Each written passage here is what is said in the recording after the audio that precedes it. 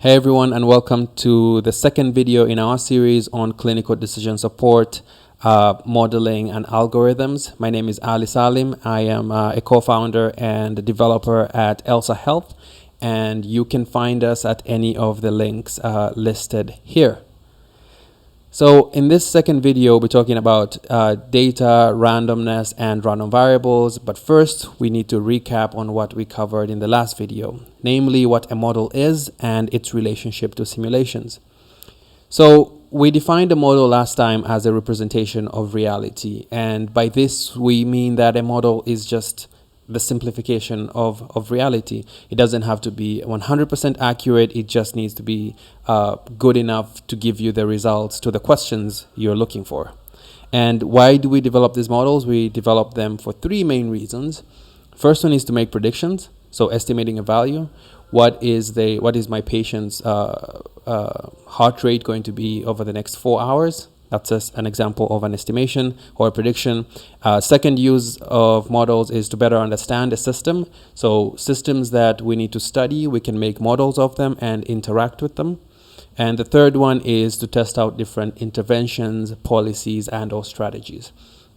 And this is when we can model, let's say, an environment or a population of people and test out different interventions. What would happen if we introduced mosquito nets to this population and gave mosquito nets to 80% of the people? What would it look like 2 months down the road, 8 months down the road? And you can play around with those different interventions or strategies. And we also talked about where models can be used, and we came to the conclusion that it's anywhere and everywhere.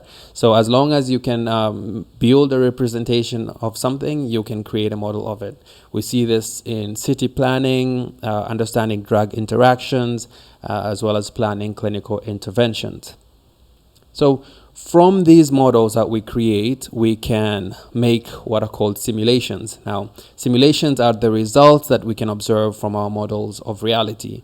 And these are similar to the responses or answers we can get from our model. So when we create a model and we ask it, give me example. If we create a model of malaria patients, we can ask it, give me examples of malaria patients, and the examples that it gives back to you are what we consider simulations. And today we'll look at one of those. So on to today's topic, we'll be talking about randomness and random variables and just exactly what these are. Let's first get some intuition around data. So what is data? There is a formal and an informal definition to this. And the informal one is more of how I think about data. But formally, data is facts and quantities that are collected and have not yet been processed into information that is useful and actionable. Informally, data is the way we observe and understand what the universe is saying and doing. So the way I see data is the breadcrumbs left by nature. And because we don't have the tools currently to accurately measure deterministically exactly what nature is trying to do or is saying, we observe randomness. So we observe this in the weather, we observe this in the experiments that we run, and we observe this in the clinics that we work in. We'll notice that some patients with disease X show up with a fever while others don't, right? And that is, it's random seeming, but there is a trend there, and today we'll try and understand that. So we'll look at a simple scenario of the incubation period of malaria.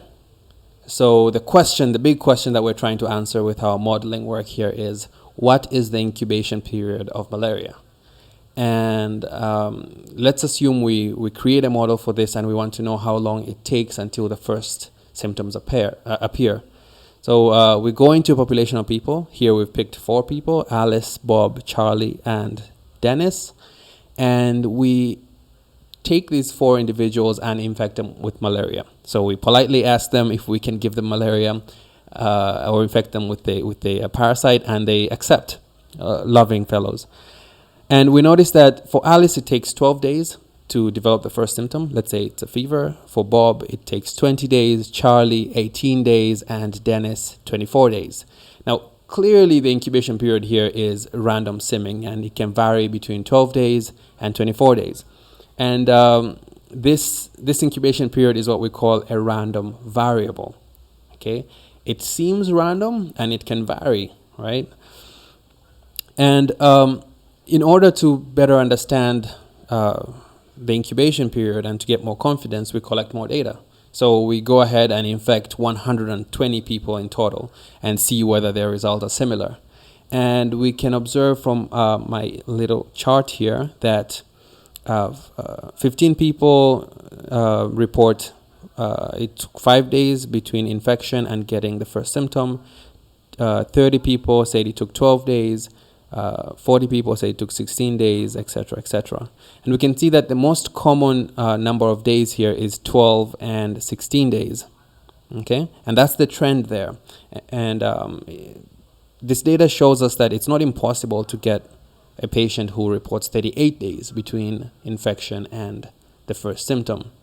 So we've managed to describe the randomness in a simple chart here. It's not complete, and the sample size is admittedly quite small, but we can work with this.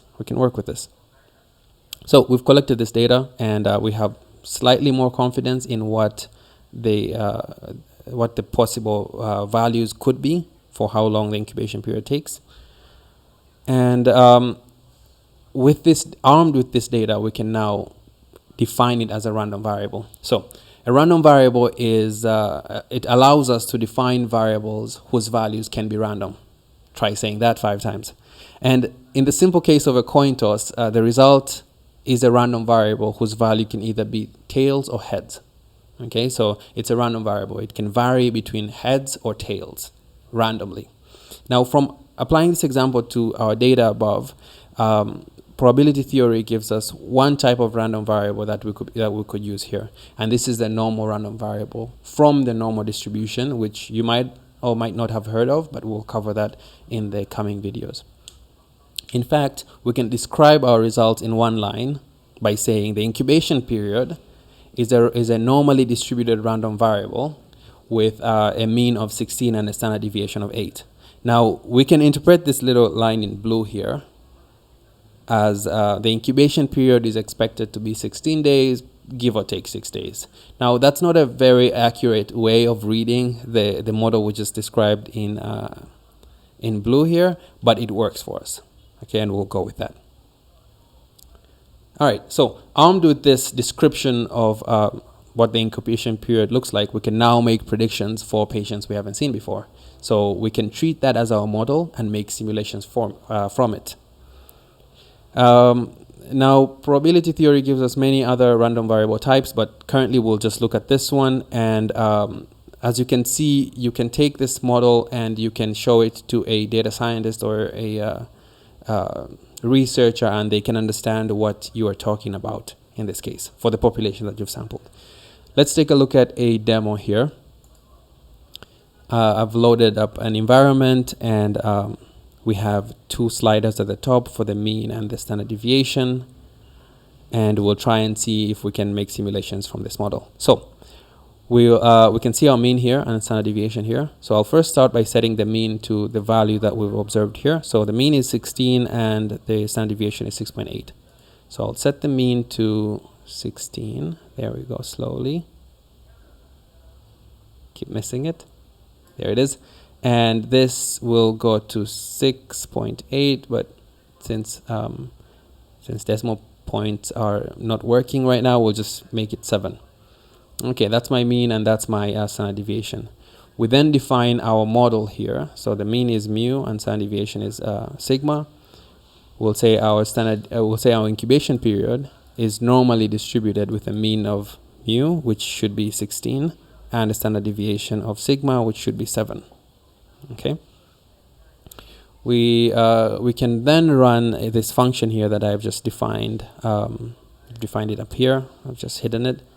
This function will give us a random simulation for the number of days it could take. So we can run it many times, we'll get different answers, but the answers all seem to follow a certain pattern that we've described here in the randomness. So this incubation period doesn't hold a single value, but it holds the types of values that we can get. And that's the model. Now we can sample from it, aka simulate values from it. Okay, now let's try and simulate from a whole population of people. So here we'll set the value for how many people we want to simulate for, and we can see the results here.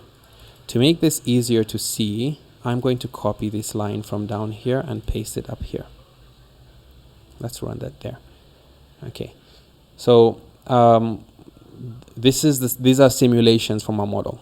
Okay, and we'll talk about the normal distribution up in the future, but we can see that as we change our model by adjusting the mean values, our simulations can change, and we can observe values for different parameters, and we can learn new data from new populations and define them and know exactly what we can experience or what we might experience if this model were true. So here already we're simulating with the realities that we haven't seen. So with a mean of 31, what would it look like? So we expect to see a lot of patients with 31 days incubation period, should be somewhere here, give or take 18 days with the definition that we just had. Okay, so that's our demo for the day, and don't mind any of the syntax that you're seeing here. This is just programming jargon, I would call it. And that marks the end of our video today. Next up, we'll talk about random variables and distribution. So we'll dig deeper into random variables, and we will start with a very specific random distribution called the Bernoulli distribution that models events like heads and tails. So until then, feel free to take a look at our links below, and I'll see you on the next video.